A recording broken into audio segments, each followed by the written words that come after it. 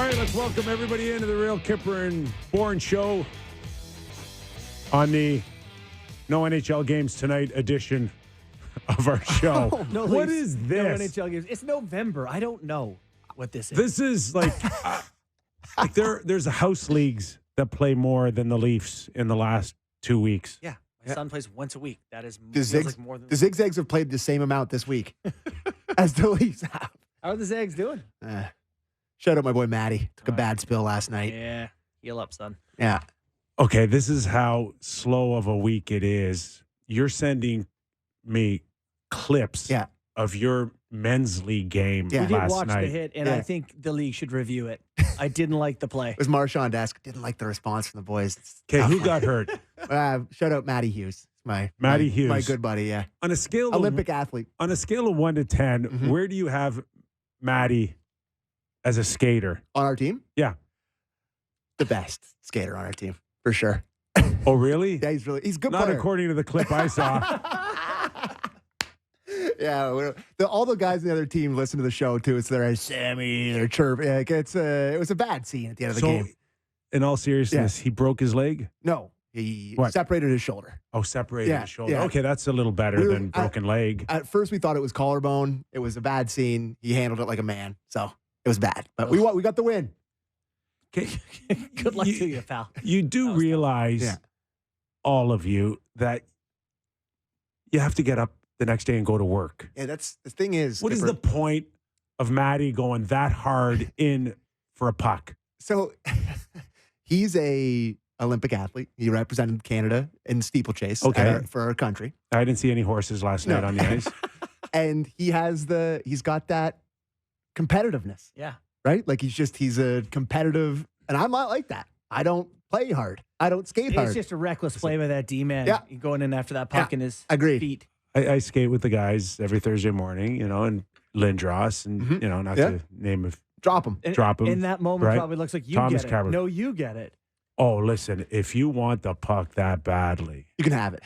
you can have it. It's the Matador cape out. Whatever. All you, pal. Whatever. Yeah. But I do not want to envision driving through traffic to go get therapy in the next 4 to 6 weeks. That sounds So- like my style of hockey. How's it everyone's games shaping up? Like whose games age the best at that skate?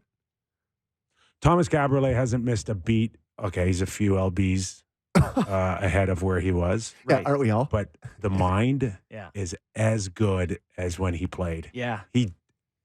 It's like playing with Lidstrom out there where it's like, can you just be out of position once Yeah. for me, please? Okay, so he's still... Can you not make the best pass all the time when you've got 2 or 3 options? Is there one time when you can give it away? Like, I'm really still impressed with Thomas The Cabriolet. best old guys I've skated with, God rest his soul, Dale Howarchuk, before he passed, was still Unbelievable. silky. And Brian Trottier still really, really good. And but those guys were unbelievable NHL players. all-time NHL great. So I would imagine they'd still be decent at hockey. the other goal that we have, at least I do every Thursday, is just to avoid accidentally making contact with the Big E. Oh, yeah. Well, he Can accidentally cigarette crush machine. you. It's just not fun going for a loose puck with him. Yeah. And he's actually in good shape. It's not like he's, he's just a big man. He's just a big man. Yeah. No, that's, I'm with you there. If he would like to have the puck, I'll try to get it back in other ways, but not going to contest this puck battle. Yeah, All it was a clean game, though, up to that point. Wasn't anything bad. Wasn't any chicanery. And it just was Matty, a freak injury. Get the shoulder better. Yep. We need you bad. We've got a great show. Oh, yeah. Absolutely great show. In a few minutes, we're going to get Jimmy Ralph, friend of the show. And then in about 20 minutes, we're going to have Hall of Famer Henrik Lundqvist join us. Please tell me it's just a phone call, not a Zoom call. This man on camera. It's Zoom. You guys are dead. Done. Has he gotten better looking since he's retired? Absolutely. He's aging like a fine wine, that guy. It's crazy. It is nuts. So we're looking forward to that. In the meantime, should we be giving, I know we tagged yesterday's show as the Willie Nylander edition of our show. Should also mention our other guest. Justin Williams is coming on in the second hour. Oh, that's Big right. day. Big day. That's the national hour. That's the national hour gets Justin Williams. Yeah. So we're jam-packed for a quiet night in the NHL. Quiet week.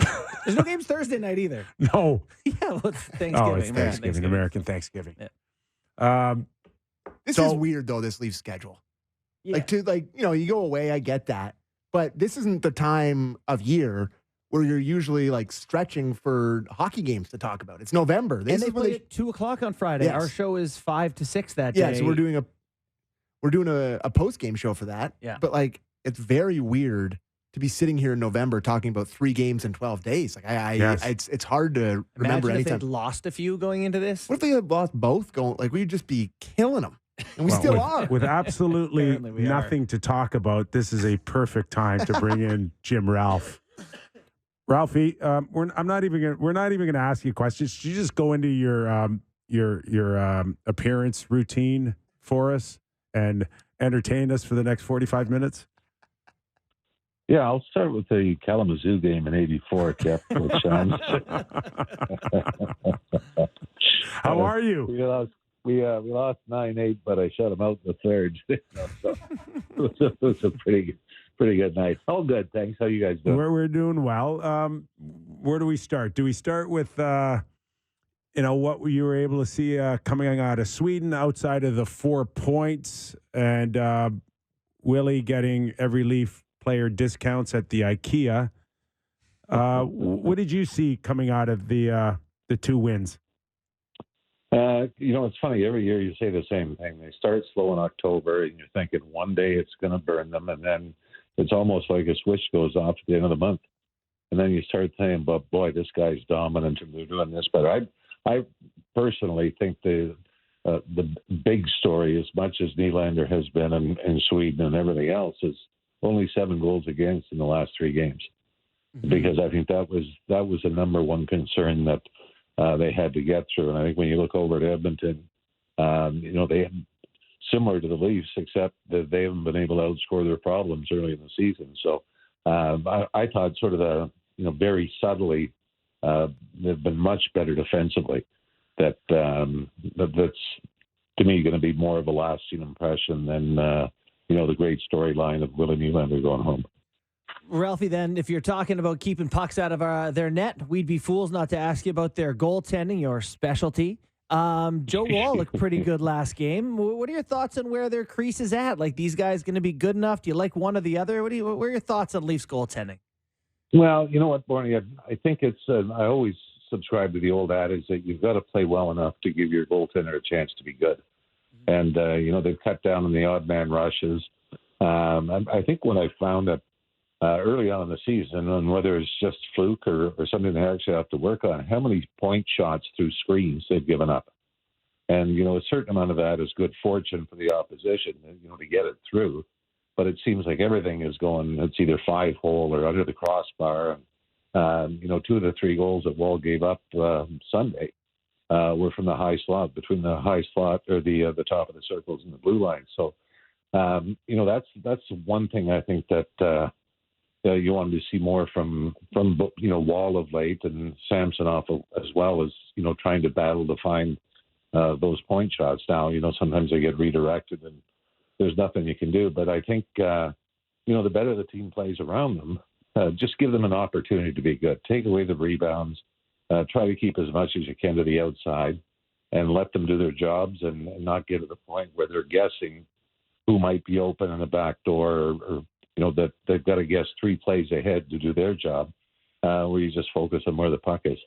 We're joined by Jim Ralph, Toronto Maple Leaf radio color analyst. Ralphie, another day off for the Toronto Maple Leafs, which gets them ready for the weekend in Chicago, 2 p.m. on Friday. And then what is perceived as a bigger test against the likes of Crosby, Carlson, and Gino.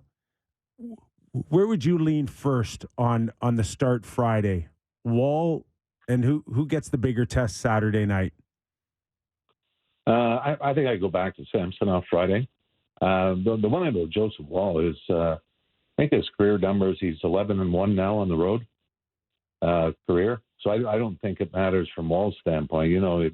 He had some big games, earlier this year on the road where he was the best player, and the Leafs win in Washington. He was great in Dallas, got the win in relief in Tampa. So I don't think you're concerned about having to test him. But I think I'd just go back to Samsonov to get him back in the rotation. And, he's had back-to-back games where he's only given up 2 goals. So I would go back with him and, throw Joseph Wall to the Wolves in Pittsburgh. One of the things I think we probably haven't discussed enough on our show recently is that Matthews and Marner have been kind of okay. They've been good, as they're expected to be, but they haven't been maybe as electric as expectations. Am I crazy in thinking that despite a pretty good start here, there's still more to be had out of their top unit? No, not at all. But I also think it's great that the Calgary or the game against Vancouver, the third or the fourth line scores twice. Yeah. Because when Matthews and Marner are going well, and Tavares and Nylander are scoring, we're saying they haven't had secondary scoring, and that's what you need. Once you get to the playoffs. So you're right, because I think they both had a stretch where they had 1 point in 4 games, but they'd won 3 of them, so it was it wasn't a story or an issue. So.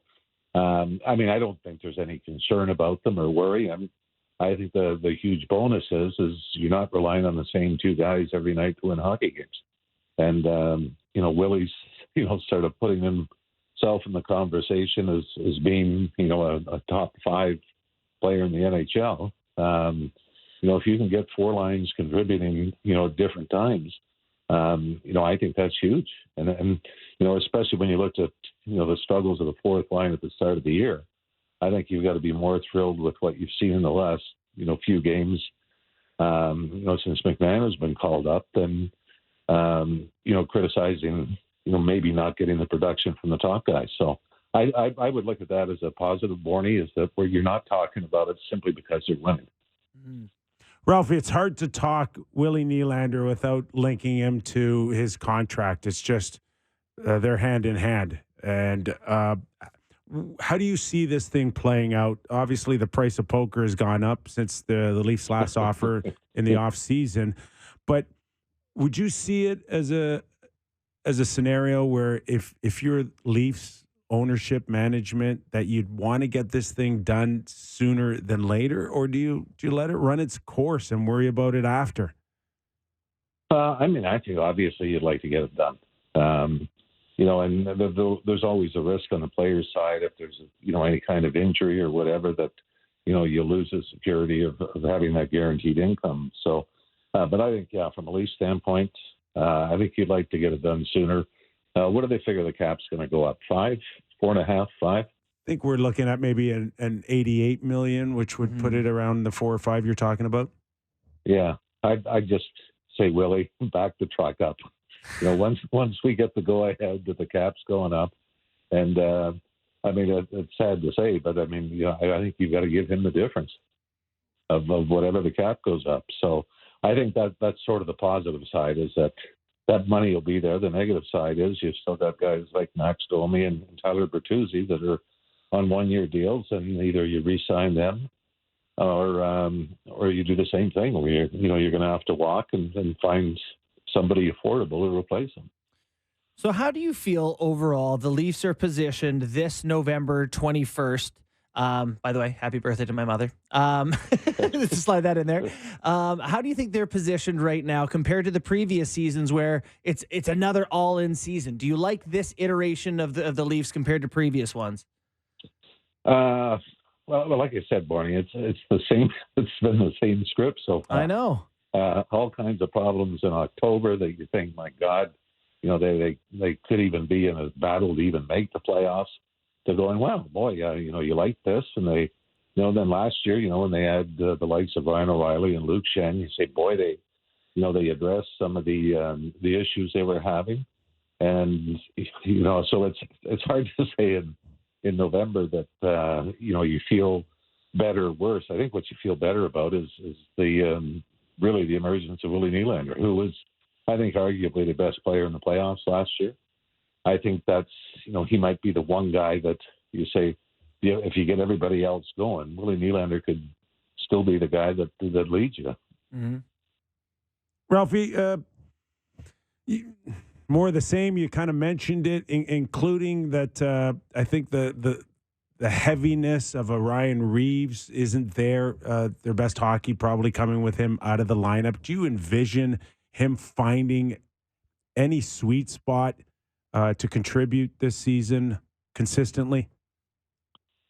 I think it's tough. I mean, and you feel for him because, it seemed like, and then Lunqvist did bring it up. I mean, what is he, minus 11? I think, which is a team worse, where it seemed like even when he's not directly involved in any mistake, he just seemed to be, that circumstance was that he was on the ice. And then, of course, as soon as you make the change, the fourth line scores 2 goals against Vancouver of all teams. So it's, the worst case scenario for him was, not only, the bad timing of being on the ice, but as soon as you sit in the press box, the fourth line takes off. That's like having the fifth goalie called up and getting a start ahead of you, and he goes back-to-back shutouts. You're going, man, I know where I am in the depth chart now. So I can't, and it still reminds me of the playoffs when, Wayne Simmons and Kyle Clifford were both in the lineup for Game 1 against Tampa. Clifford took a 5-minute major. By Game 3, both of them were out of the lineup. So I think the game is just different enough now that, it's great to say that you've got the muscle and the grit and everything else. But if you can't contribute beyond that, I think it sort of throw things up in the air and try to find the combinations that work. It is typical of us to be talking about that part of the Leafs lineup because typically the top guys are pretty good. We're always trying to, consider the fill-in guys and what they can add. I'm working on a piece for tomorrow about the Leafs decor this season. One of the guys who we almost never discuss, who has been maybe not quite as good, is TJ Brodie for me. I don't know if you disagree there or not, but they're looking for solid D out of their, Riley, their go-to guys, basically McCabe, Gio, and Brodie. He's been okay. Like, do you feel like this Leafs team, when they're fully healthy, has a decor they can win with, or do they still need to make some changes there? I mean, you've still got that element that, is the reason you brought in Luke Shen last year, where you want the guy that is, for lack of a better term, to be the slug in your own end. That he's going to be physical. He's going to try to get away with as many slashes and cross checks in front of the net as possible. And, strike a little bit of fear in the opposition if they're coming through the middle of the ice with their head down. And I think it's safe to say right now they don't have that. But I also think, Bourne, what gets lost in the conversation, especially with, how bad defensively as a team they were in October, I think Morgan Riley's been fantastic. He has, yeah. Again, it's one of those where you notice him, whether it's jumping up into the play. And I think he got caught, it was a game against Minnesota Sunday. He turned the puck over at center, and then he was the first guy back to break the play up in his own end. I think when he's got the Jets going like that, he's a force. But like I said, because they were so bad as a team defensively, a lot of his play sort of got, ignored. But I think he's been good. And it's funny, I was talking to my son about this. Everybody's saying, well, Klingberg, he's going to be the next Justin Hall and the next Larry Murphy. And I think Girke Lumi went through it, Todd Gill. And we were saying, like, one of the reasons that, a fan base will pick on a certain player is because they're educated. With all due respect to fans, say in Florida, they may not know who the 5-6 defensemen are, let alone what mistake they made in the Seattle game, Yeah. So I think that's just, it's probably more a part of the problem at times playing the big market is that you've got these rabid fans that notice everything. And, and I think that's why certain guys do want to shy away from it. Last night, Ralphie, we saw the Lightning take 2 points while the Bruins took one in a 5-4 overtime win for the Lightning. We saw the Panthers take 2 points off of the Oilers. Is this now the time where these 4 teams separate themselves in the Atlantic from the likes of a Detroit, a Buffalo, an Ottawa? Is this just a matter of where the Leafs fit in from 1 to 4 here? I think so. I mean, I still think, I think Ottawa's going to get better. I still think Detroit's going to cause all kinds of problems for teams. But yeah, I will admit I'm a little surprised that Florida is getting traction again. You thought maybe a team you can talk about going to the Stanley Cup final, but it's also a team that made the playoffs because Pittsburgh couldn't beat Chicago in the last week. So I thought just maybe you'd see a bigger slip by Florida, but they've continued. I actually watched the Edmonton Florida game last night, and I guess thank God they're not Edmonton because I'd probably be on a lot more regularly with you guys. Yes. You would. Hey, listen, in about 10 minutes or so, we're going to have Henrik Lundqvist on a Zoom call. So he's coming on camera on our show. If the reason why you didn't choose to come on a Zoom call because you're following up Henrik, I just want to tell you, I totally get it. I totally get it. I'm not trying to brag, but you had me on first. That's right. We'll let him know too. I was the first overall pick today. Yeah, Kyper. So yes. And I'm a little familiar with his work, but you can ask him about me if you want. I will for sure, Ralphie. Thanks, Ralphie. Thanks for doing this, pal. Kalamazoo game. Thanks, Ralphie. Appreciate it, pal. All right, thanks, boys. Bye. Jim Ralph, as always, as entertaining as he is informative on Toronto Maple Leaf broadcasts. Yeah. I love the thing you said about the whipping boy. Yeah, because the fans know what's going on here. Yeah, it's just like, they're the 5th or 6th worst guy on a team, and that means they're going to make the more mistakes. Yep. And educated fan base that watches every game super closely is going to notice those things more, which makes him more of a whipping boy. So I was digging through some numbers today, and I'm going to write about Leafs D tomorrow. But one of the Klingberg stuff is, man, it's unfortunate. He is out of 149 defensemen who have played 200 minutes this year. Mm-hmm. He was 148th at D zone denials. So basically, anyone coming down on him just gets in the zone. And he was near the bottom, like the bottom few in gap distance between people coming at him. Like he's just sagged way in, can't deny the line. Boy. Just every stat, it was ugly. He's had an ugly start here in Toronto. Dare I ask who was 149?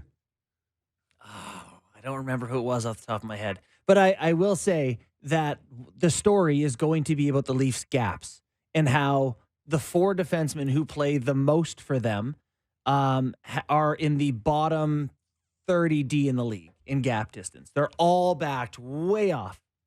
And Brody is part of, why I brought him up today is his numbers are just different than last year. He's not defending the line as well. He's backing in further. He's not breaking pucks out as well. Interesting. Yeah. I think it's a really good barometer of where a defenseman's at with the distance of the gaps that they have. Yeah. And I didn't know they kept the stat. I found it just playing around on Sportlogic's site, and I was like, that seems cool. That's very interesting. Yeah. Do you remember what the best was? God. I know that some like good skaters were up there. It was like Eric Carlson and John Marino and, like some fleet of foot guys who were comfortable. Mark Giordano was not in that group of players. Watching the Florida Panthers play last night against the Edmonton Oilers, and we'll get into the more Edmonton side of it in our national hour, but that team looks kind of like where they picked up. That Florida team looked like the one we watched beat the Leafs. Yeah. I thought that last night too. Listen, it's regular season and you're not going to, the intensity isn't there, but you can see signs last night of a Florida Panther team that just recently added Ekblad and Montour to that closing of the gap. And it was Gustav Forsling from Florida. Forsling has the best gaps in the league. There you go. Yeah. Wow. Yeah. Yes. And I watched it again last night. Yeah. And it's, like I said, between Boston, Florida now and Tampa Bay, I mean, the Leafs, they're in it, but you don't necessarily know where they're going to end up when it's all said and done. And you know what, though? You talk about that Florida team. Tkachuk said to Sportsnet, David Amber, that crew last night, they wanted to take it in the alley with Edmonton, and they were a little bit more emotional in that game, and you could see, I think that's why it looked like playoffs for them. You're like, oh, right. Yeah. When they turn it up, there's another gear there with that team. Half a dozen scrums and getting Evander Kane to take maybe a penalty or two that he'd love to have back based on maybe his emotion. Took three last night. One was drawn on Matthew Tkachuk, which played totally in his hand. Yeah, right after a goal too, right? Yeah. He had just scored and then took the penalty. Yeah, they have 25 points through 18 games. The 12 and 5 they one. haven't had Montour Ekblad till last night. Montour looked good to me last night too. So. Yeah.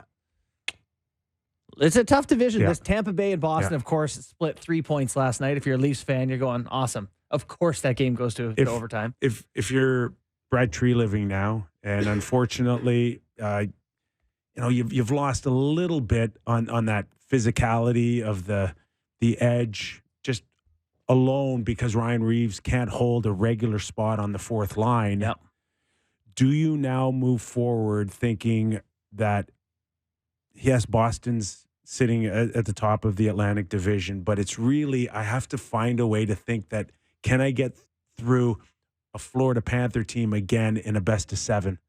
I mean, any of these teams that you would have to play, whether it's Boston, Tampa, Florida, whoever, you're going to need some of that element. Like that is something they will look every year here covering this Leafs team. It's, how do they get in a gritty depth guy? Sam Lafferty would have helped. That hurts. You know what I saw the other day? Last night. Another one. And it doesn't kind of match. For me, it just doesn't match up. But it's worth noted that I think the Leafs on hits are the second in the league. Yeah, they're high. They're really high. But I just don't know if it transcends into this drag you into the alley kind of feel. I will say there are moments Panthers you're seeing have. Austin Matthews like body someone once in a while, but yeah, it's a different type, right? There's but Gregor's been consistent on taking the body. They've got some guys with some high numbers that finish checks, and they'll run India. Yeah, which has got to help for sure. But to what degree, in terms of how you're personified around the league? Kampf is not a big aggressive player, but he'll bump into people and all that. So it's a different type of thing that you're talking about. Physical play versus just being an agitator, I guess. Take a break for Hank. All right, we're going to take a break. We're all going to go grab a quick shower and do our hair before we go to Henrik Lundqvist after the break. Can we ask him about how long he blow dries his hair for? Please don't. All right, the very handsome Henrik Lundqvist, Hall of Famer, and he's on our show after the break. Don't miss it. All right, as promised before the break, let's welcome in Hall of Famer and the only goalie in history to record 1130 wins in his first 12 seasons in the National Hockey League. Well, let's welcome in the most handsomeness. There it is. Handsomest man in NHL history, Henrik Lundqvist. See, I'm so nervous. And I didn't get a chance to shower up or comb my hair with you on a screen with us. I'm so nervous. How are you? I'm doing great. How you guys doing? Hey, thanks for joining us. Thank you. Just take us back a week ago and just the whole experience of what you went through in a full circle moment of a Hall of Fame. And does it seem surreal? Were you able to absorb it all? Yeah, what an incredible weekend. I'm so grateful to, in life you don't get that many opportunities to just gather friends, family, you celebrate. Obviously you celebrate the career a little bit, but most importantly, you just share an incredible weekend with people that means so much to me. And, the staff at the Hall of Fame was incredible, setting everything up. And obviously Monday was extremely special to have that ceremony. That for me was when it really hit home. And I have to say, to have Patrick Roy hand the plaque to me, that was special. Growing up, I was a huge fan. It was a big inspiration to me. So in a way, it was really full circle in that moment for me. Well, that was really special, and congrats on that from all of us. That was pretty awesome to watch. I can imagine that you and a lot of the other big-name Swedish hockey players were paying attention to the games going on in Stockholm over the past week. Willie Nylander, the very guy who took you out after a big Swedish victory, is the hero. What were your thoughts? Did you hear anything about the response in Sweden from having the 4 NHL teams there? Well, first off, I'm just so happy for him. I know how special it is to, as a Swede, go back to Sweden and play there. And then you're obviously extremely proud to represent your team in the NHL, but to get an opportunity to play those games overseas means a lot. I did it with the Rangers, and it was an incredible experience. And for him to have that weekend, a week, I mean, I've been paying attention to his game here the last couple of years, and he's just taking it to the next level right now. He's so fun to watch. He's so powerful and skilled. I remember the first time I ran into him when I was playing with his dad, Michael, back in 05, 06. He was a tiny little kid, but you could see his talent. But still, it's a long way to go from being a talented little kid to be where he's at right now. I'm just so impressed. Henrik, as far as Willie's concerned, with his situation in Toronto, you had a similar situation where you were looking at unrestricted free agency, and the thought process is your heart was first and foremost in New York. You ended up managing to sign a 7-year deal, if I'm not mistaken. Can you run parallels to what maybe Willie might be going through and describe the process that you went through to come to the conclusion that New York was the city that you wanted to be in for the next 7 years? Yeah, I think for me, year one, year two in the league, you're kind of fighting for your life a little bit. You just want to establish yourself. It doesn't matter what you accomplished overseas, national team, or winning championships. You're kind of starting over. So you establish yourself the first couple of years, and then, for me, I started to create all these relationships and how much I cared and really enjoyed playing for the Rangers just grew for each year. So it was never really a question going elsewhere when, there was time to talk about that big deal and a long-term commitment. So for him, obviously it's very personal for everyone, wherever they're playing and the different reasons why you want to stay. But I can only speak for myself. And for me, it was not really a long thought process. I knew early on New York was the place for me, and it was my home, and I just enjoyed so much being part of the organization and the city. But of course, it's an exciting time for him right now. The way he's playing, and obviously a lot of people are talking about him and his game and what's next. I think the most important thing is just you worry about the game, and the rest will take care of itself. Yeah, that certainly is the case for forwards, and I know for goaltenders as well. It's like it's such a mental thing getting a good place to play well, to be a goaltender, probably more so than any other position. And I wanted to get your thoughts on the state of NHL goaltending today. I just kind of want to get your thoughts on why there aren't any great. I shouldn't say there aren't any. There aren't as many guys where it's Patrick Waugh or it's Henrik Lundqvist or it's Marty Brodeur. There seems to be a lot of tandems. You don't see guys playing 60 games. The sort of evolution of the position. Why is it that we don't have as many guys that stand out in the way that you guys did in your primes? Well, a couple of things. I think the game has changed a little bit. You can't have guys play 65, 70 games, which was the case when I entered the league. There was a bunch of us. We were on the 70 mark all the time. I think now the game is more intense and obviously they also start looking at numbers to have a long, successful year. You want to cut down the number of games guys are playing. But also you have to remember how many starters actually left the league between 2019 and 22. I saw a list a few weeks ago. There was a lot of guys that played a lot of minutes, played a lot of games that left the league. So obviously there's a transition there, new generation of goaltenders. So that in combination with guys playing less games, I think that's just the new look of the league now. We're looking at 50, 55 games maybe. We're talking to Henrik Lundqvist, New York Ranger great and hockey Hall of Famer, currently a TNT hockey analyst. Just staying on this subject for a second, Henrik, what about the way we're teaching the kids the position? And, I'm watching most often than not this reverse VH that drives me nuts, Henrik. I got to be honest with you. Like, Yeah. why did they always stand up for me and they didn't give me any of the top net? And all of a sudden I see everybody going high over the shoulders. But it just seems like everybody's taught a certain style now, and there's less personality in the position than we had with the likes of the great ones, including yourself. Yeah, it's definitely a new look. I think over the last 10 years, you've seen a lot of new movements. The way guys are moving from the post and out, but also on their knees, they use it a lot more. Personally, I was never a fan of the reverse VH. I was also, I think, a mix of old and new, so I never really got into it. But I agree with it. There's definitely an overusage of it at times. Some guys master it, and some guys, I think, need to just understand when to use it and when to be on their feet.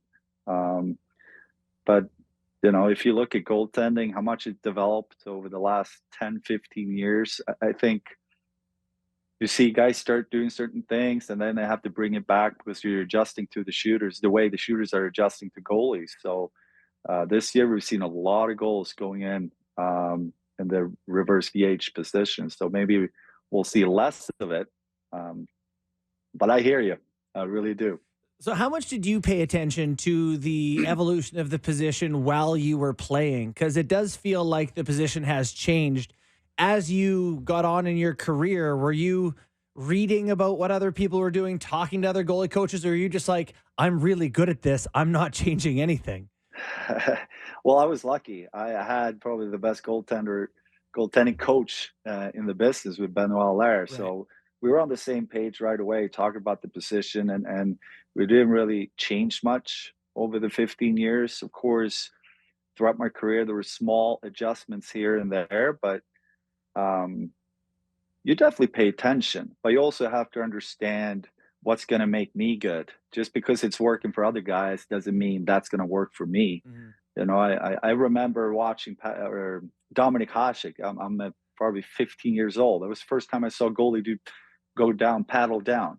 So the next day I tried out in practice. It's like, okay, that makes sense. Yeah. So of course you have moments like that where you try certain things, but then you have to think about, will this fit my style of play? I'm 6'1". I was never, a big goalie. So certain moves, especially the reverse VH, I leave a lot of room open up top if I'm down on my knees too much.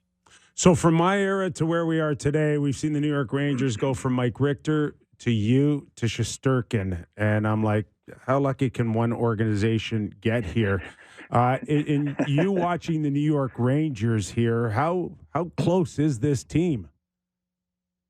I'm really impressed. And we talked about this on air last night, actually, just how ready they looked already in game 1 and 2. And to me, it was the positioning, it was the reads. And a lot of times when you have a new head coach come in and you change the system a little bit, you need a few weeks, sometimes a month to make it click. But for them, they were ready to go. And their top guys are performing extremely well.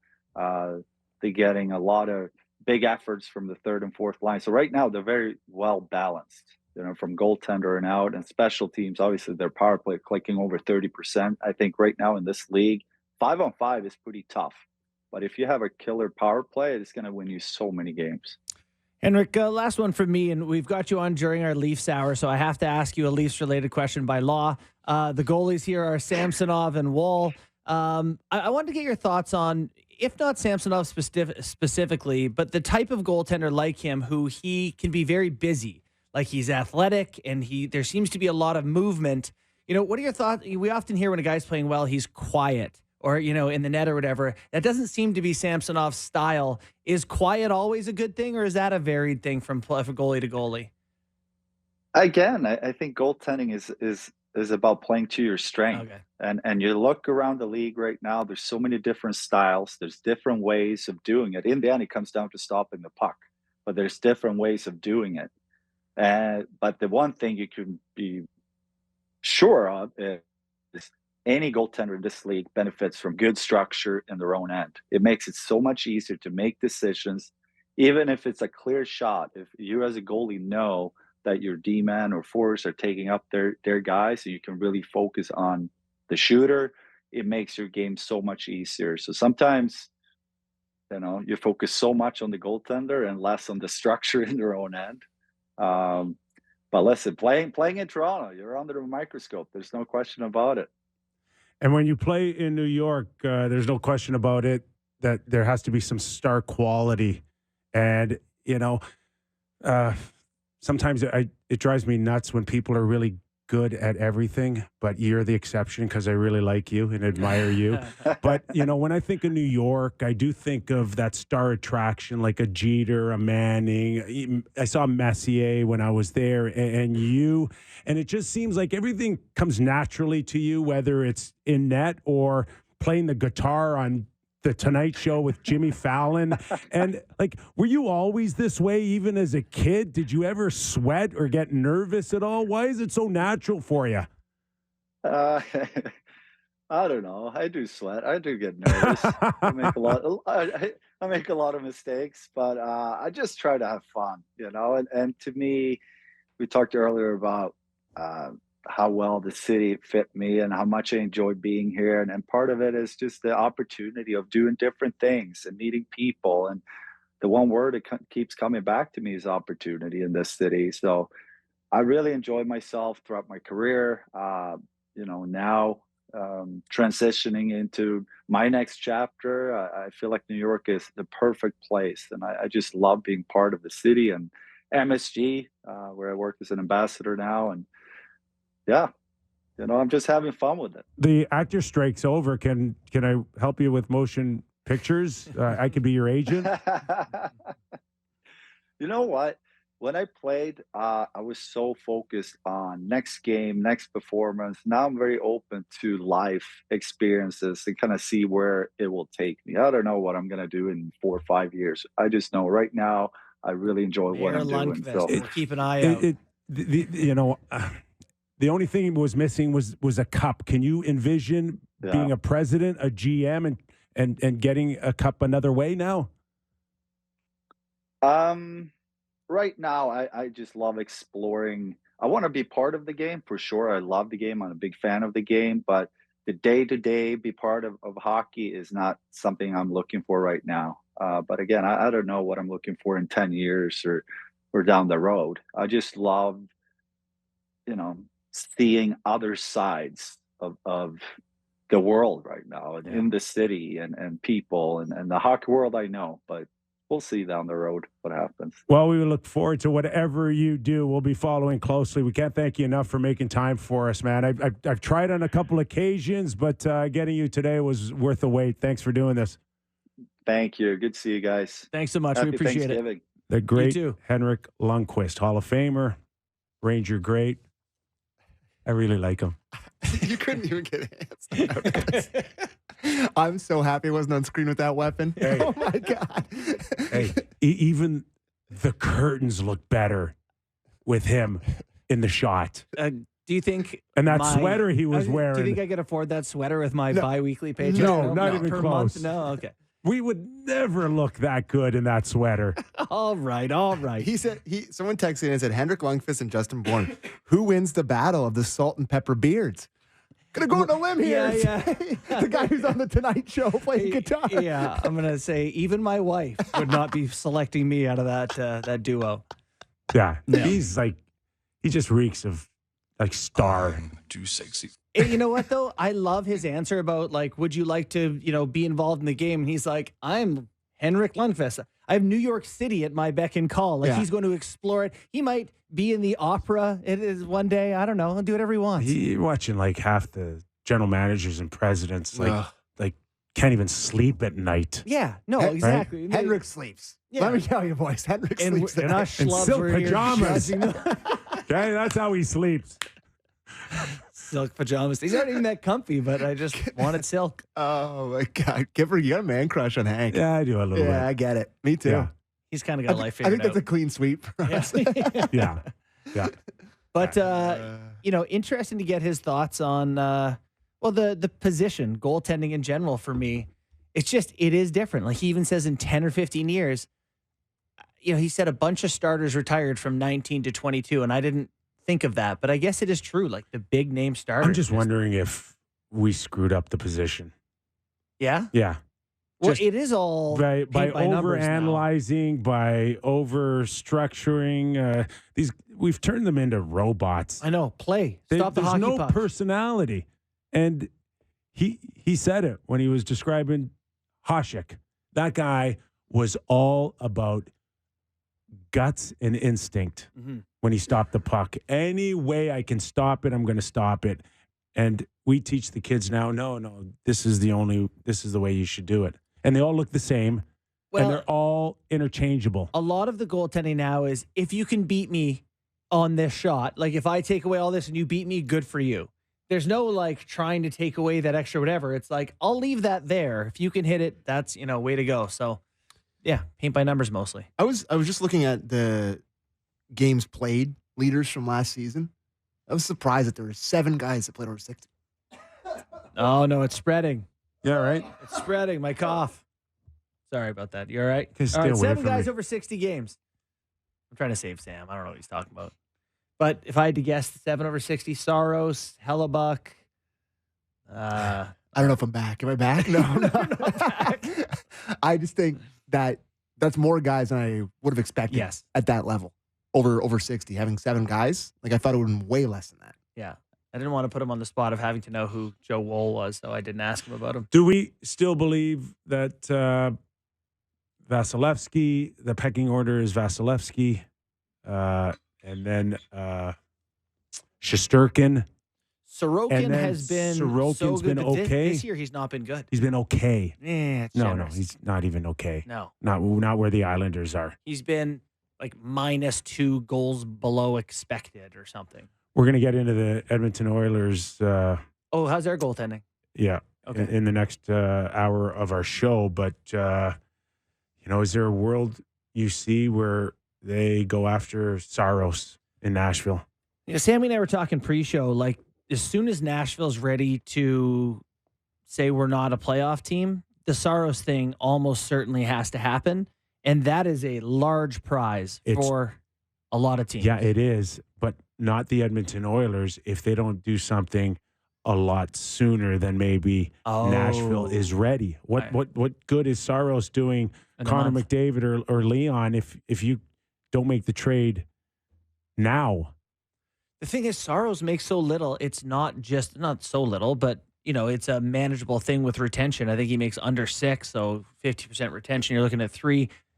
Could the Leafs? Another team would be the Kings for him. Yeah, another team who has real aspirations. Yeah, and I think they're Cam Talbot's playing a ton. Like that's a team to me that if they got him, they go into the upper echelon of contenders if they get him. Yep. Even if the Leafs goaltending doesn't really improve that much over what we see already, there wouldn't be anything to suggest that the Leafs would want to up that.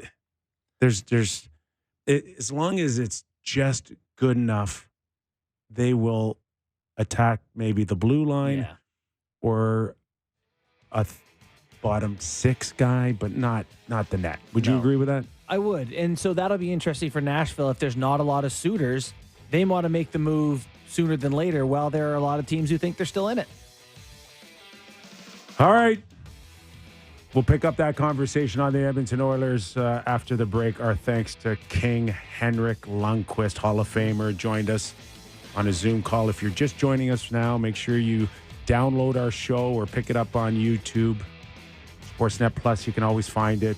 Fantastic 15 minutes with Henrik Lundqvist. We'll take a quick break here, and we'll pick it up on the National Hour with Justin Williams, former NHL forward, 3-time Stanley Cup champion, and, of course, the Conn Smythe winner in 2014. Doesn't get any better than that on the Real Kyper and Bourne Show.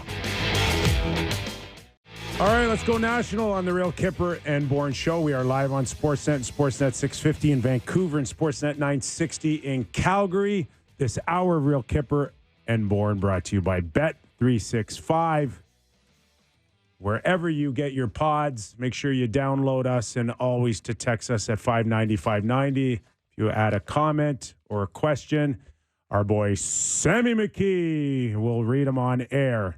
Nick Kypreos, Justin Bourne, Derek Brandale, Frank the Tank with you the next hour. Nice. Top story seems like it's an ongoing thing with the Edmonton Oilers, but a second straight setback in the state of Florida has them losing last night to the Florida Panthers 5-3, and yet digs their hole a little deeper as we get to that all-important JB American Thanksgiving. I know. People talk about the deadline like it's real playoff cutoff time. There's lots of hockey to go. I think they have 65 games left here. I know. You guys got them dead and buried, eh? I don't want to be the bearer of bad news here, but they're just not getting better. I know. My main defense of why I have yet to give up on this Oilers team is the teams fighting for the wild card spots are not good. They're 8 points out of a wild card spot right now. Seattle, Anaheim, Arizona, okay. I think the good news, if I can find any silver lining here, is to your point on the 7th or 8th, and you're a computer guy, so I know you'll just punch a few buttons and you're going to give me the exact answer.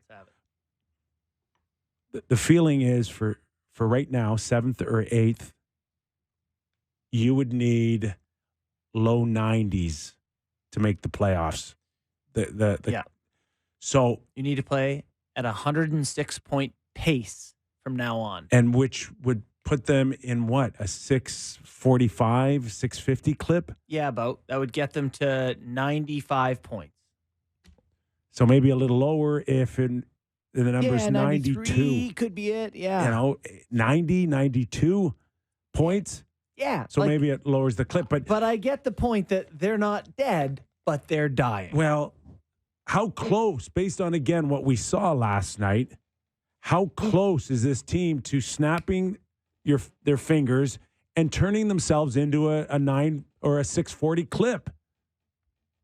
Not that close. I mean, I watched that game last night, as I know you guys did too, and that Florida Panthers team is a good team. And they played an emotional, engaged game. Kachuk said they're going to take it to the alley, and they did. They're physical. They looked like the team that had playoff success last year. Edmonton did not look on their level. However, they score 3 times. They got some bad breaks. They're breaking the puck out, and it hits Hyman in the back, ends up in their net. A drop stick by Verhaeghe falls under Broberg's skates, goes in their net. Like, they had some bad breaks.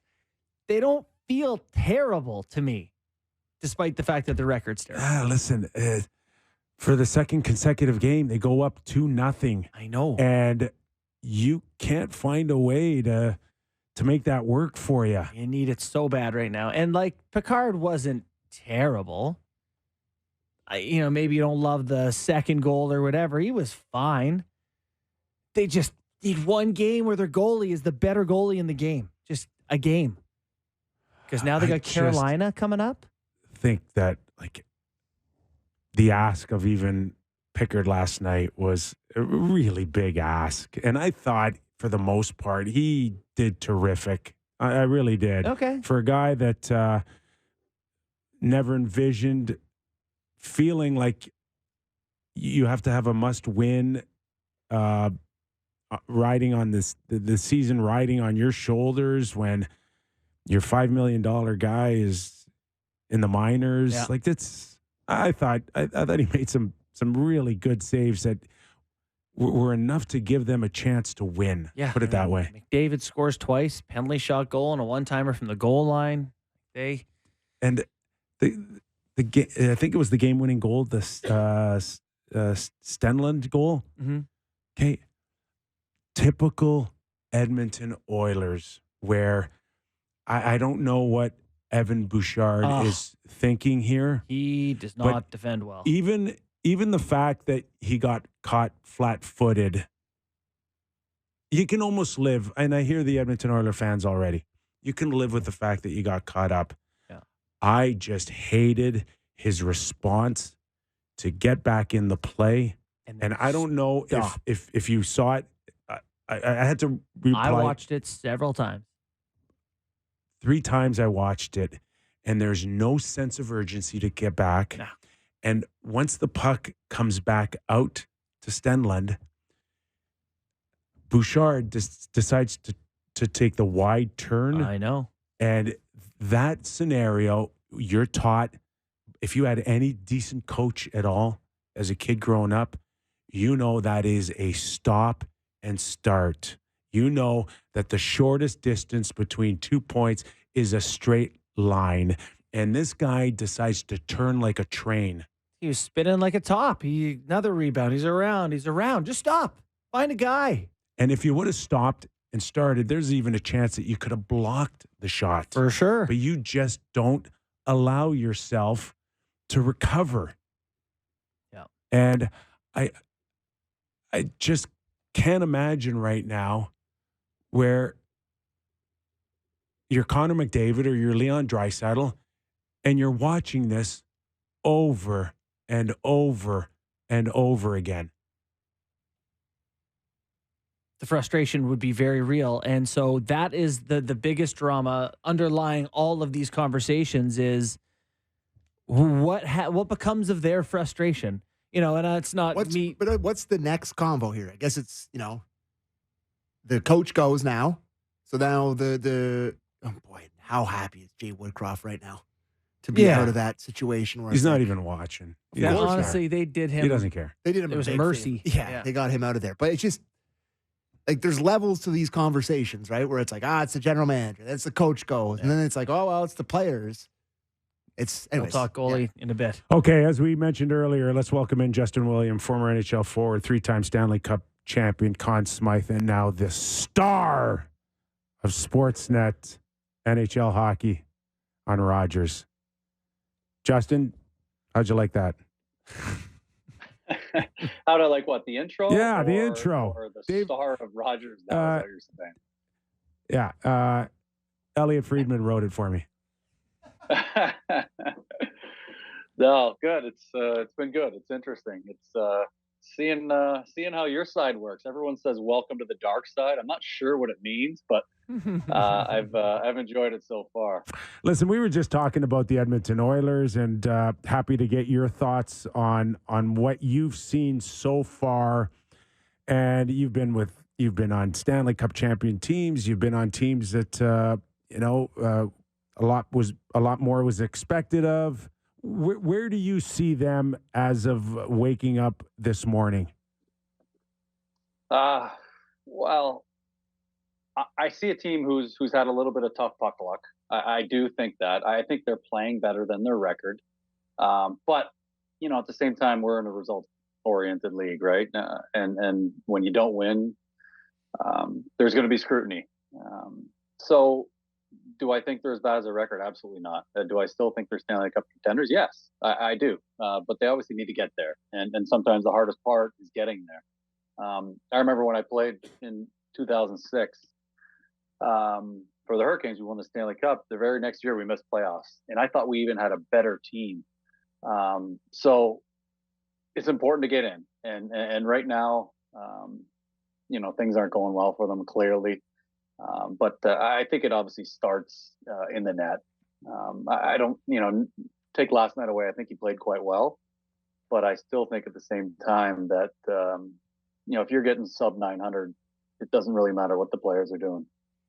Well, how much do you believe in that, like, momentum of an early start, whether positive or negative, having an effect on the whole season? Like, it's tough to say a bad start's enough to write off the year, but it does kind of make guys start gripping the stick tighter and maybe making some decisions they wouldn't normally make without that pressure. Yeah, sure. No, absolutely. I mean, it's kind of like when you start the season, you always want to get that first goal out of the way, so you don't even have to think about it anymore. Right. And once you get the first goal out of the way, you kind of relax a little bit. And I think they need to get themselves back just in the conversation of playoffs, right? They're so far back now. They look at it every morning. They hear about how poorly they're playing and how they're underperforming. They just need to block that stuff right away. I'm sure the new coaching staff that's exactly what they're doing, just trying to be like, we're in this together. These people in the room, look around. Okay, these are the guys that got us in it, and these are the guys that are going to have to get us out of it. So I think it's important to have that belief, or you have to have that belief within the dressing room that you're capable of getting yourselves out of it. And we've seen in the past that they have a very talented team, and they're more than likely to do it. We're talking to Justin Williams. Justin, as far as the weight of the world seemingly on Connor and Leon's shoulders, I mean, you've been part of a leadership group in the past. If you were to advise them on how to handle this, or what they should be or saying or doing, where would you go first? Well, I think one of the really important things is, Kyper, is if you're not producing at the level that you've been accustomed to, the team needs to start winning in different ways, and they're giving up far too many grade A opportunities to win 3-2, to win 2-1. And there seems to be a lot of pressure on them, as the fact that if I'm not scoring, if I'm not getting 2-1 or 1-2 or 4 points in a night, the likelihood of us winning is not very high. And this team has to find a way to win in different ways, and they need to grind. Just start out, be like grinders in the first, and just be like, I'm not going to give the other team nothing, and then see how that goes. Justin, I don't know if you ever played for any first-time coaches, but I would be interested to get your perspective on these guys handling a coach who hasn't coached in the NHL before. I think back to an old teammate of mine, Jeremy Colleton, eventually trying to coach Kane and Taves. What would the relationship be like for them? Would it be McDavid and Draisaitl trying to bring Knobloch along? Or how does that relationship work when you have a new guy calling the shots who hasn't done it before at that level?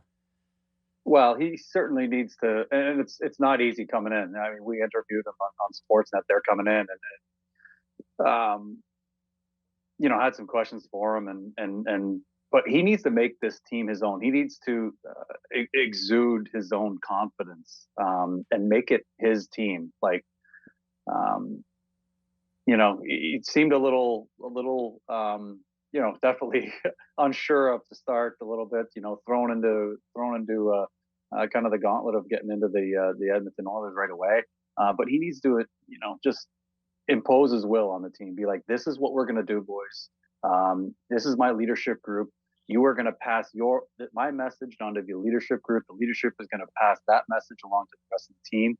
And this is the way we're going to go. He can't be, wishy-washy. It's got to be, this is the way we're going to do it. I know I'm a first-time head coach, but I have confidence in my abilities, what I've seen in the past, and what I expect this team to be. And I think that's a really important thing. You can't be, again, as you said, hey guys, what do you think we should do? We're doing this. This is the way it's going to be done, and let's try and follow through with it. Hey, Justin, we know what the spotlight means to places like Edmonton with star players, and we've seen Connor and Leon at times get frustrated with the media here. But I guess my question to you is, like, what do you do if you're getting asked the same questions 10,000 different ways?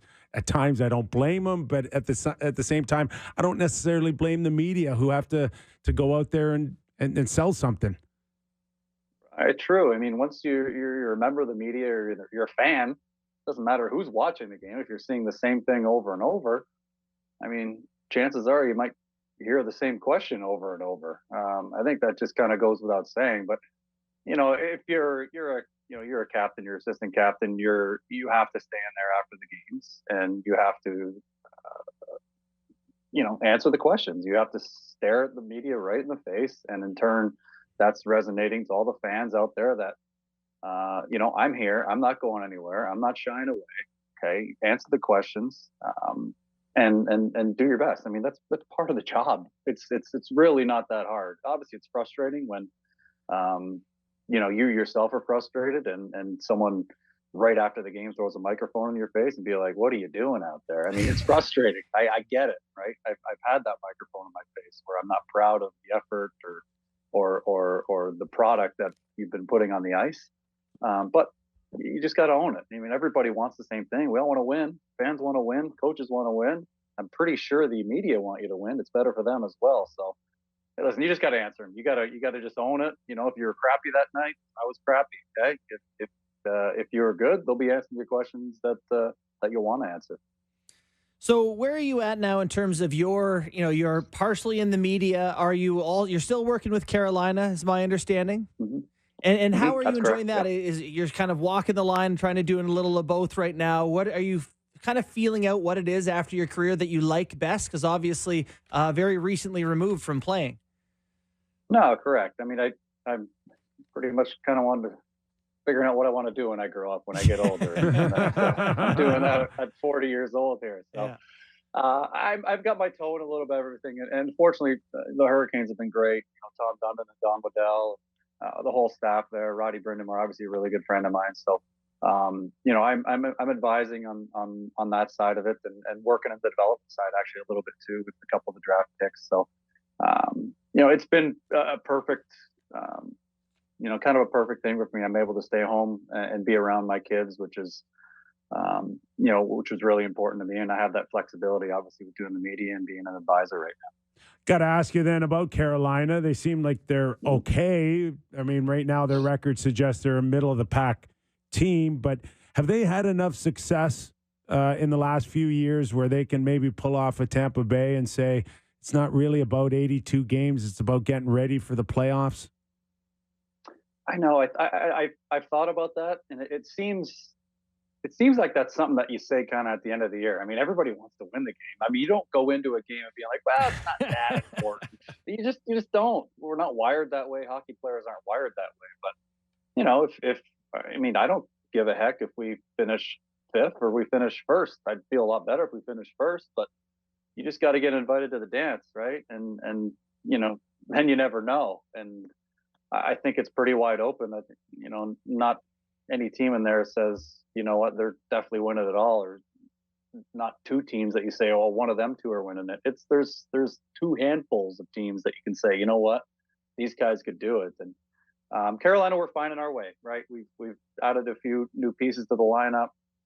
We're finding our way, but being middle of the road with our average game is not terrible because I see a lot of things improving on the horizon. So for that Carolina team, you know, you mentioned that, you know, they've been close, you know, this team, they've gotten in playoffs and there's good things coming for them on the horizon. You know, it feels like Rod Brindamore is that team, right? Like that his core, his culture is sort of what everything is built around. You see that happening in Vancouver where Rick Tocchet goes there and kind of brings that swagger with it. How does that bleed throughout an organization when you have a coach who's got that sort of mentality? This sort of you wouldn't mess with the coach if you put the puck in the corner, the coach is probably coming out with it. Is the point? Yeah. No, I mean, there's something to be said where you speak to the players in the dressing room and you tell them, you know what, guys, I've been in your shoes. Okay, I know what it feels like. I know how hard these 82 games are. I know what I'm asking of you is hard, but bear with me. At the end of the day, at the end of the season, you could look back and be proud of what you've put out there as a product. But yeah, I mean, you know, obviously Brindamore and Tocchet, you know, guys that played together, and it actually seems like a lot of the players I played with now, they seem to be just coaches or GMs or just kind of they're moving along the ladder here. So, I mean, Rick's done obviously an excellent job so far. He's got them playing extremely well. They've got their top players playing at the top level, which is obviously conducive to a lot of success. So, you know, Roddy's been extremely good at doing exactly what he does, is getting the best out of his players more consistently every night than most teams. What about a week and a half, 2 weeks ago, our Sammy here gave Quinn Hughes the Norris, and I'm like, come on, it's just the season's just starting, and I'm watching last night him move laterally, beat two guys along the blue line to get to the net and bury the first goal of the game, and I'm like, yeah, that guy's going to win the Norris. Justin, it was like me watching Brian Leach all over again. Just that incredible ability on his skates, edge work. Makar we've seen over the last few years, but I don't see Quinn Hughes slowing down at all here. Yeah, we were on the panel there a couple weeks ago, and they said, "Is Quinn Hughes going to score 100 points?" And I said, "No, he's not going to score 100 points. That's ridiculously hard." But I mean, you see the way he's going right now, and usually, a player is having kind of a special year when you watch the game and you're like, "What? How did that happen? He made that look so easy." Yeah. And that's what the great players do. I mean, you can tell on that one. I think you're talking about, Kyper, that it looked like the goalie definitely thought he was going short side roof, and he went far side roof. And it's just taking what they give you. And he's a perfect example of an undersized defenseman just using his body and his edge work to perfection, and he doesn't spend a lot of time in his zone. Last question for me, Justin. I just want to get your thoughts on superstars, or even just, good contributors who have off years. Like Austin Matthews scores 62 years ago. Last year he scores 40, and we don't really have an explanation for that difference. None of it we watched very closely all year long. Tough to see. This year McDavid, I think, is 5th on his team in scoring. What happens from year to year when you have really elite players who sometimes it just doesn't click? Like Hughes, it's clicking this year. The year before, maybe not as much. Mm-hmm. I mean, a lot of it is puck luck. Yeah. It's not everything, but there is an element of puck luck to it, right? I mean, you look at a goalie. I mean, it works for every position. You look at a goalie, and I had this goalie put up a 925, and the next year put up a 901. I mean, I don't know. I mean, what happens? Confidence is an interesting thing, and we say, sometimes you hear it's 50% mental, it's 50% physical. I mean, I don't know. I'm not sure. Once you get to the NHL, it seems like the mental side is almost more important than the physical side. Is making yourself feel good before the game, and tricking your mind in the fact that maybe if you haven't scored in 10 games, maybe trick your mind in the fact that, I'm on a 6-game goal streak. I'm going to get another one tonight. It's important. That's for sure. But I don't really have an answer of kind of where you are. But through the 82 games, it'll probably even out. I'm pretty sure McDavid will be tops on his team in scoring. Well, don't feel bad. We've been doing the show now 3 years. We've never had an answer for anything. We got nothing figured out. Nothing. There's absolutely nothing. Perfect. We just talk, right? We do. Literally all this is. We do. Hey, Justin, great stuff, man. Love having you on the show. Enjoy your stuff on TV. All right? And don't be such a stranger. Come back and visit us. All right. Pleasure, boys. Thank you. Game 7. Thank you. Justin Williams, Mr. Game 7. Yes, sir. Mr. to you. It also helps. Hell of a nickname. Yeah, it's a pretty cool name. Just on Quinn Hughes, it certainly helps when a couple other guys are having career years too, right? Right. When the other best players are going, it helps. The puck luck continues to roll, and you'd like to think the majority of it's earned. Mm-hmm. But then there are some nights when you think you're working hard enough to earn it, and it just doesn't happen. No, just doesn't go your way. And I actually really like that answer from, Williams, that like sometimes it just doesn't bounce your way. Hockey is hard. Yeah. And then, okay, you have a cold for 1 month and you feel crummy for 2 weeks, and, a couple bad bounces. It happens. Coming off talking about the Edmonton Oilers with Justin and a little bit on the media side, do you have that clip last night where our boy Mark Spector was at it again? We do have the clip, and we can play it here, and then we can talk about it after. If you could do that, Derek. Are you better off to try to win this thing 4-1 or try to win it 7-5?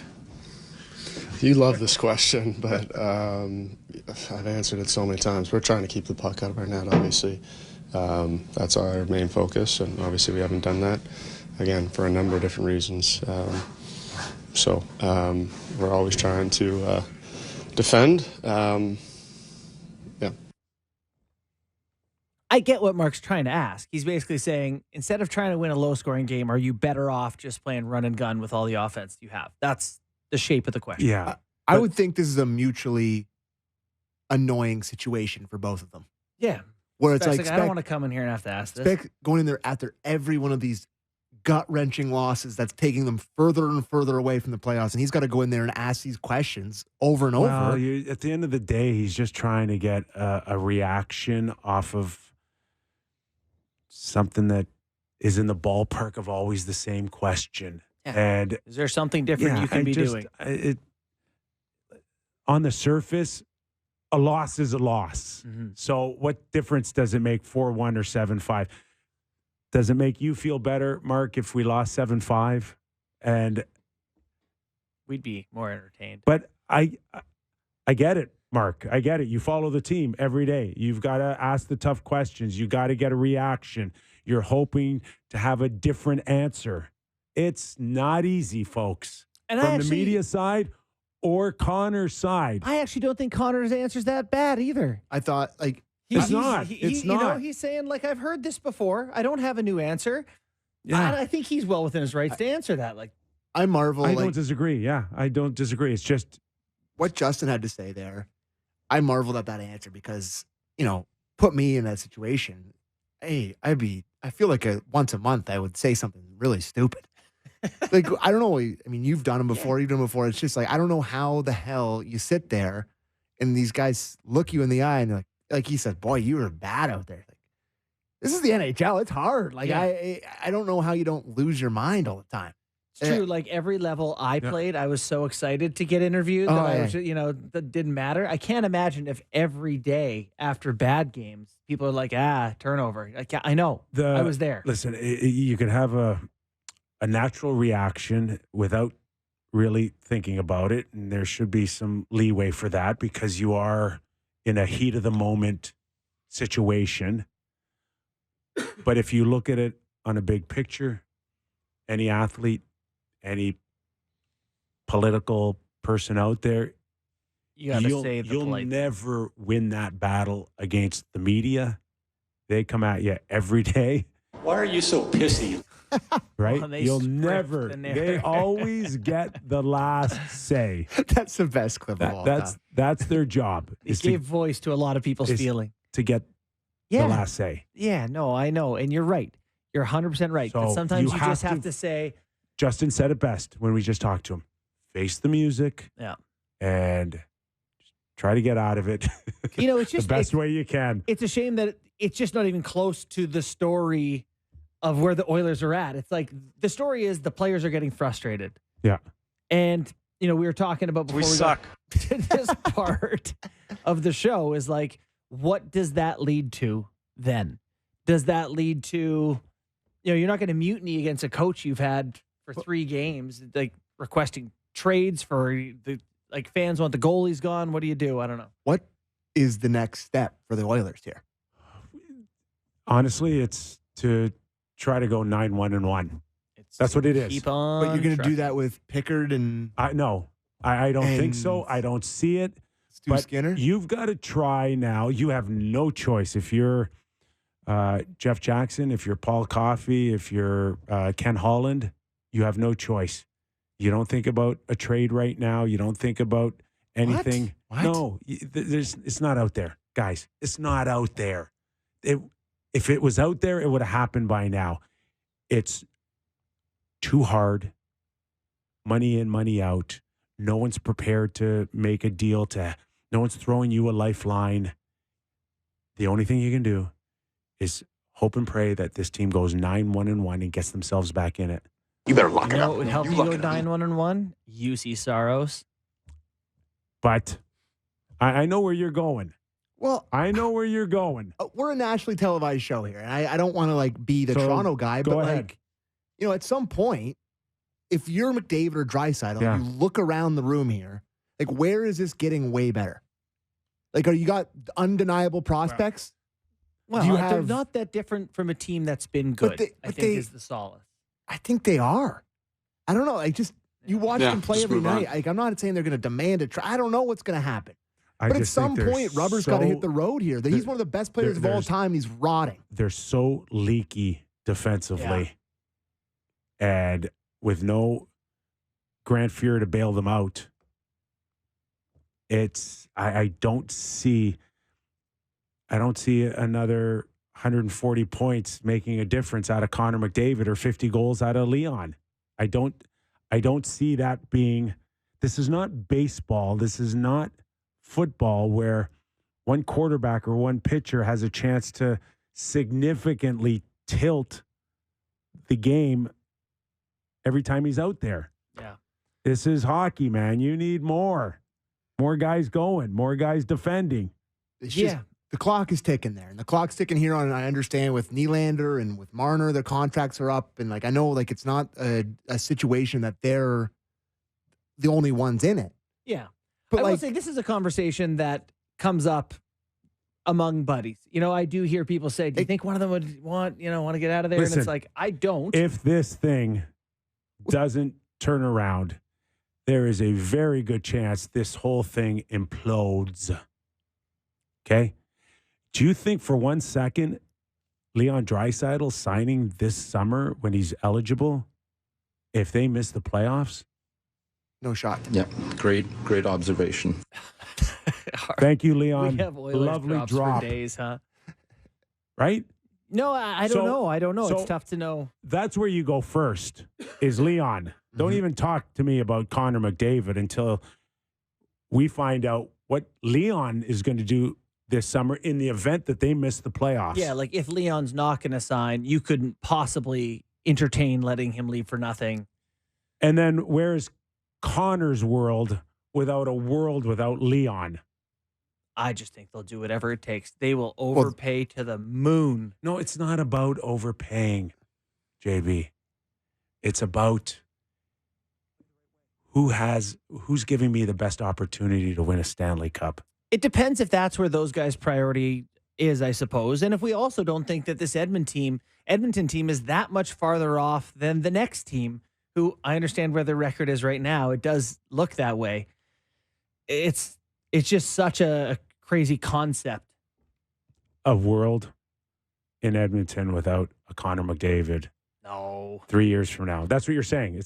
I'm saying I can't see it happening. Yeah. I think that they would change everything else to his liking to make it happen. To me, but he's a different type of guy to me than like a Tavares or like a Sid, or I think he wears his heart way more on his sleeve than a lot of these guys do. Like, he's an emotional guy. It's like, I want to be with one guy my whole, like, I don't know. I got news for you.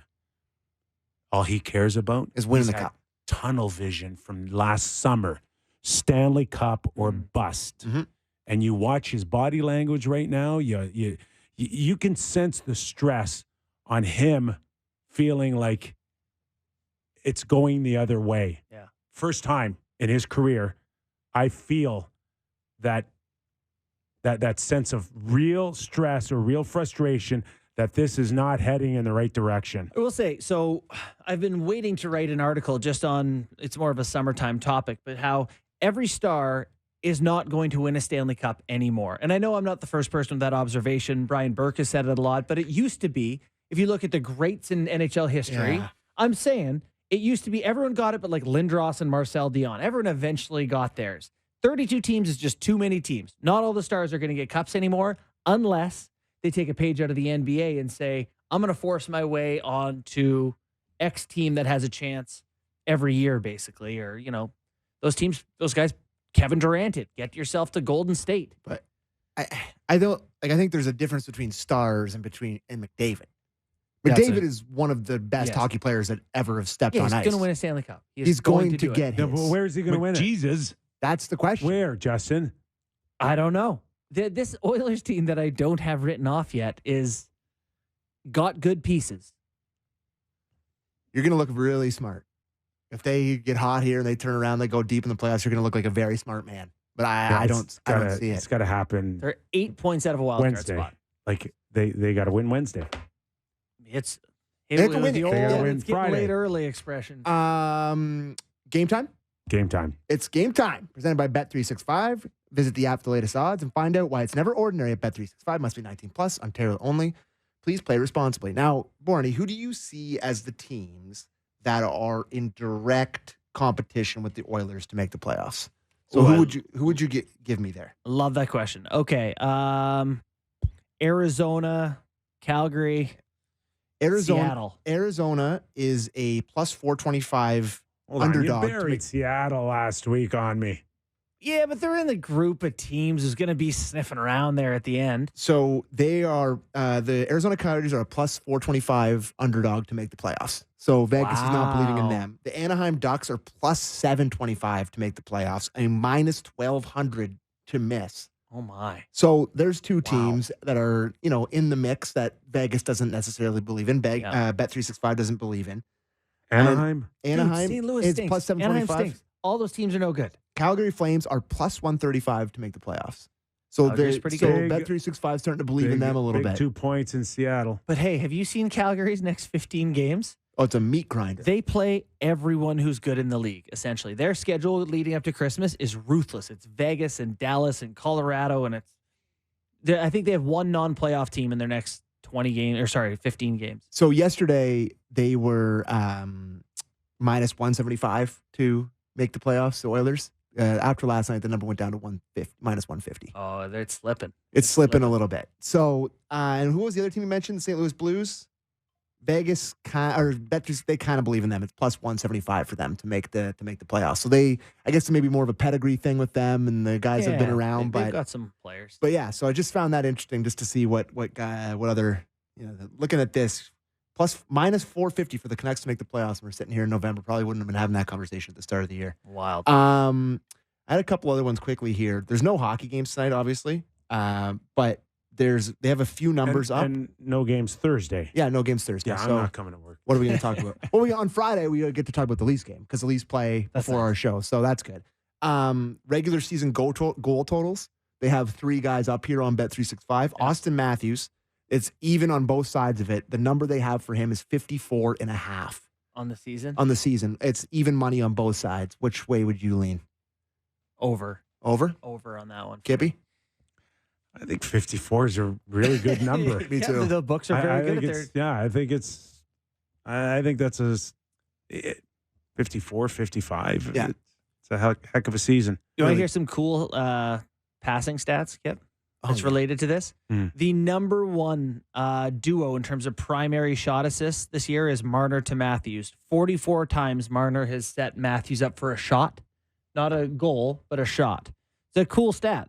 A shot assist. Schmaltz to Keller in Arizona and Keller to Schmaltz are 2 and 3. So that duo is pretty deadly in the desert. That's interesting to me. I feel like that's an actually underrated pairing. Yeah. Like, we talk about guys that are underrated, but they're like really underrated. Yes. So we acknowledged Sunday that the Leafs aren't one of the better passing teams in the league. Right. Respectively, 29th, 30th, and 31 and 3 different. Ozone passes completed, yeah. So if you took Marner out of the equation, how much worse would they be? Very much worse. A lot worse. Significantly much worseness. How many teams wouldn't be way worse if you took their best passer off the team? That's kind of the next pairs are like Scheifele and Connor, Kucherov and Point. Like, it's all... And most high danger scoring chances this season, Matthews and Tavares are tied for second with Hyman at 47. Kachuk has 48.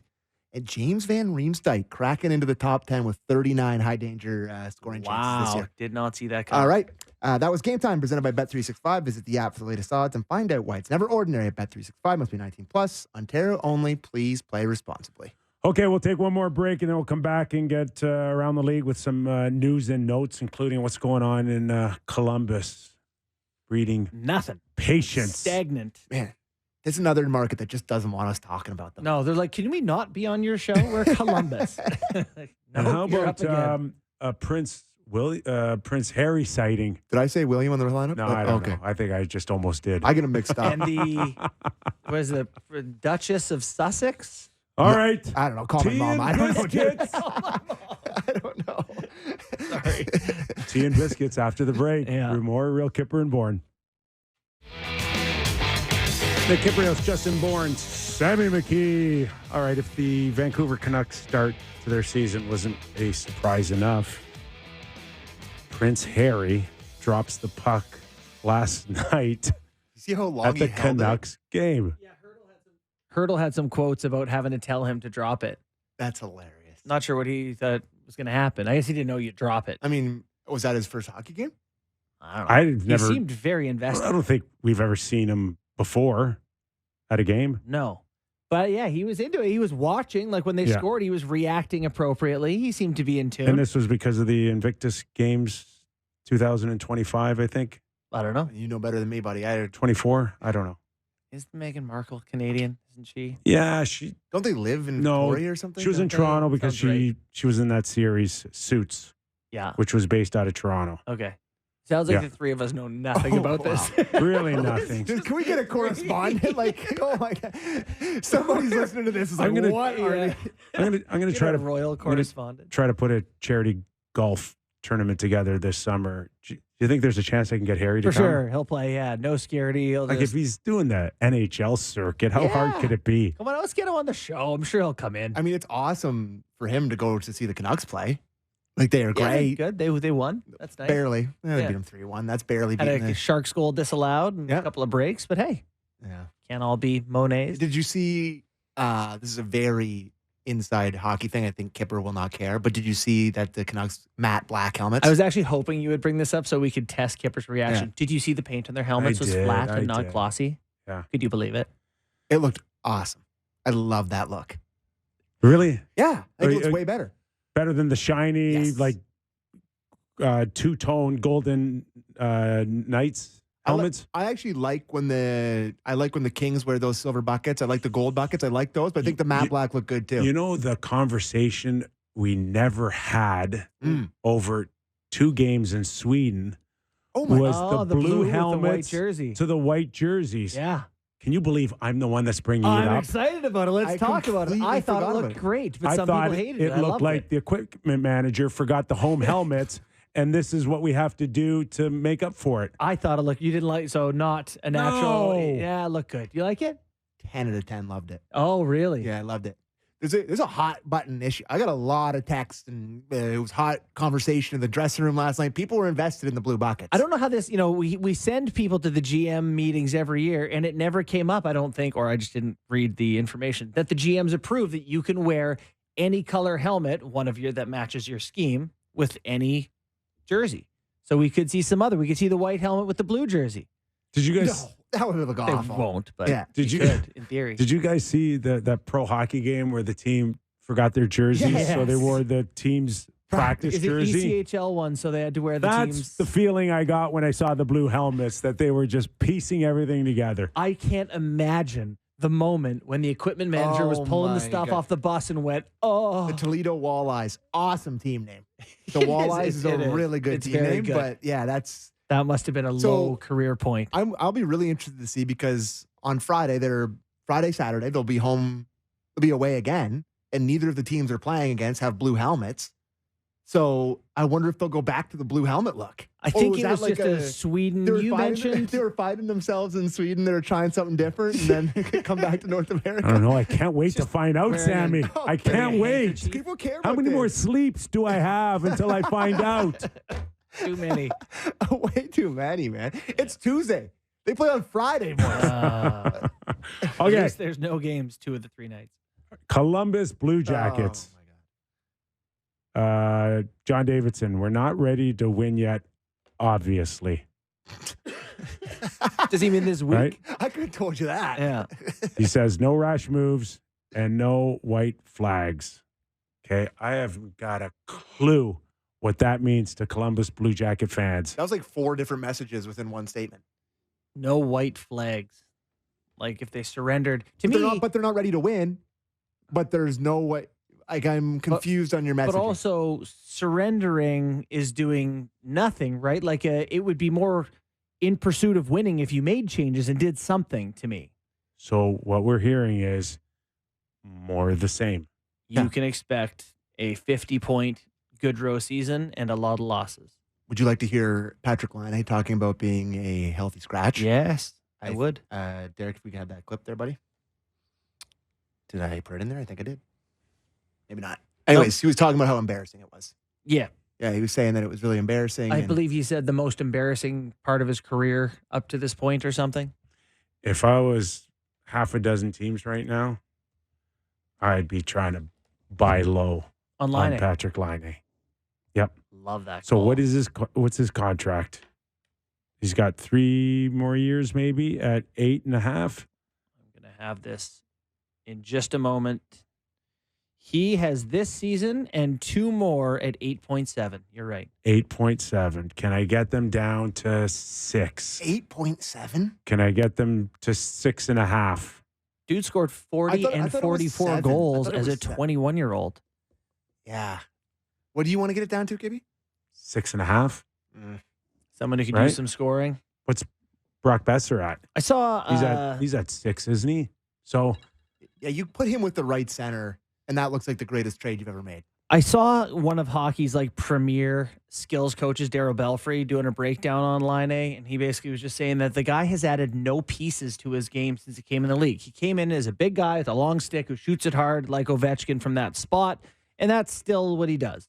You know, no second dimension, no tricks. Mm-hmm. He just hasn't evolved, you know, whether it's release or passing or whatever. He's just been the same guy. So, you know, and I don't think a 30-goal scorer is what you want, but that's been his pace the last couple of years. If you believe he could be better than that, then yeah, maybe someone will try to snap him up.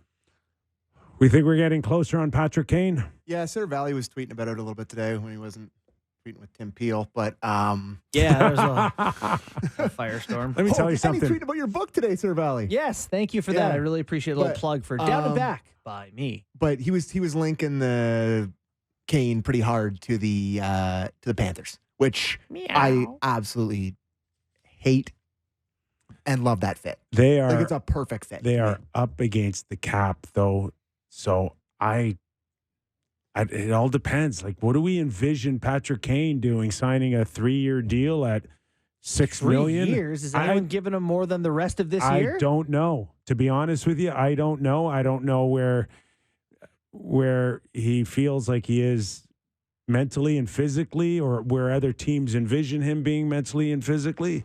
Like, if he's healthy, guys, he's a nice piece to add.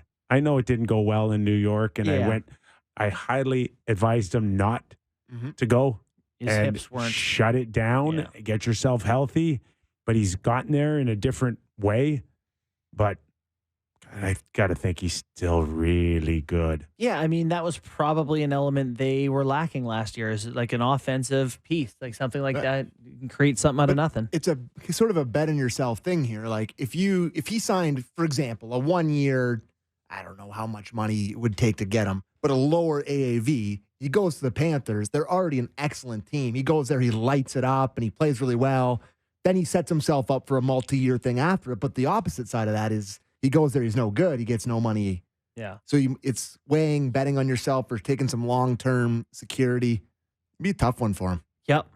I do see the fit, though. And I wish Buffalo was a little better and looked a little closer, because I think that would have been a fun place, I think, for him to work with some of those younger, talented kids. This is what sucks about starting the year poorly, is your team doesn't get the chance to get better. Usually you get great players and people want to be way there. out of it, though. No, but they're 3 points back in the last playoff spot. Tage Thompson breaking a hand. Huge blow. Hurts them. Yeah. For sure. And you mentioned it, our boy Mark Spector and Tim Peel going at it on social media. Ooh, that was quite an exchange today. Okay, let me tell you about the media. Uh-oh. Okay, they compete against each other for stories. Yeah. But they drink together, and they love each other, and they defend each other, which I like. It's its own team in a way. Yeah. Boy, sometimes you just want to log off for the day. Okay. Sometimes it's the best answer. Yeah. We're out of here. Our thanks to the very handsome Henrik Lundqvist. Oh. You're second. Thanks, pal. I'm third. Sammy's last. We're back tomorrow. Thanks to Justin Williams as well.